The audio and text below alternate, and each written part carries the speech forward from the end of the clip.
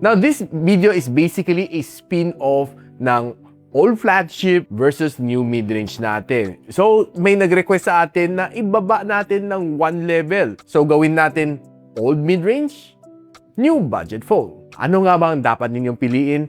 Pag-usapan natin after this quick intro.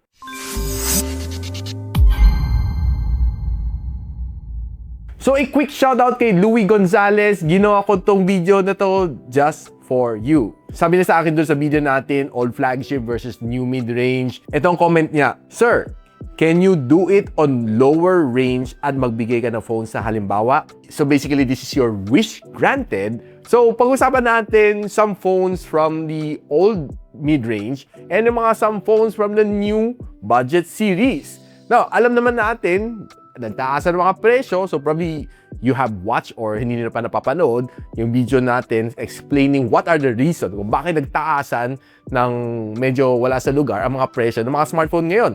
So nakita nyo si Poco F8 series nagtaas, I think 12,000 pesos. Yung mga Xiaomi na T series from 15T to 17T, nagkaroon siya ng 7,000 to 8,000 pesos na price increase. Yung mga budget series ni Honor na dating 7,999 na Honor X7D, pagdating sa Honor X7E, naging 14,999. And makikita mo rin sa mga Infinix na GT30 series versus sa mga GT50 series from, I think, 16K to 20 plus K, if tama naalala ko. And the rest goes on. Now, syempre, as a consumer, yung budget mo, hindi naman nagsistretch yan eh. So, kung talagang budget mo to buy a smartphone at the start of 2026 is 10,000 pesos, eh hindi naman siguro lalago yan at magiging 15,000 pesos at mag-i-inflate siya to buy a phone na 15,000 pesos ngayon. So, talagang magsistick ka dun sa budget mo sa 10,000 pesos. So, what are the phones na mga bagong budget phones ngayon na naglabas na dating siguro mabibili mo sa sub 6,000 pesos, 5,000 pesos. Ngayon, it's almost impossible na mabibili mo siya at this price point already. So most likely, nakikita mo naman mga nire-review naman natin ng mga smartphones na yung mga specs is dating pang mga 6, 7, 8,000 pesos. Ngayon, mabibili mo na medyo mataas. Some of the examples are Vivo Y31D. We have the Redmi A7 Pro.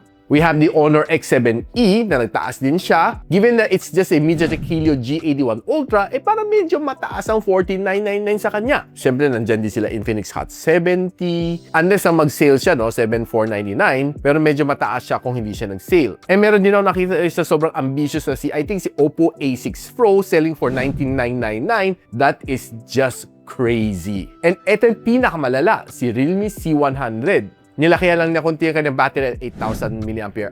Natuwa naman kayo sa 45 watts na charging niya. Pero yung kanyang processor is just a MediaTek Helio G92 Max. It's slow as hell. Mas bagal pa sa G99. Ako, mas happy pa ako sa G99 kasi sa G92.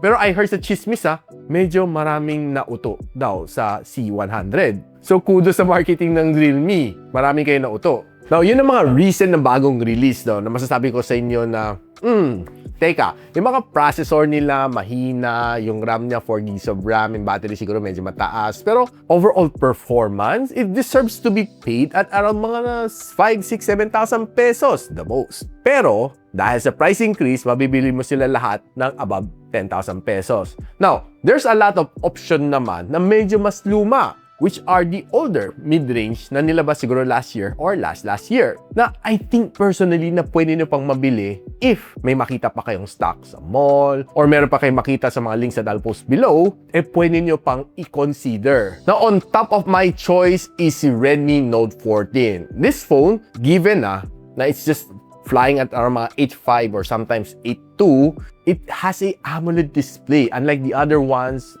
tuwa naman kayo sa malaking battery, pero IPS LCD pa rin siya. I mean, really. Meron siyang 108MP na main camera sensor. It has a decent Helio G99 Ultra. It has a Corning Gorilla Glass 5 na protection. And best part niya, 5,500 mAh ang kanyang battery. 33 watts pa ang kanyang charging. All of that for 8.2 or 8.5, depende sa promotion, no?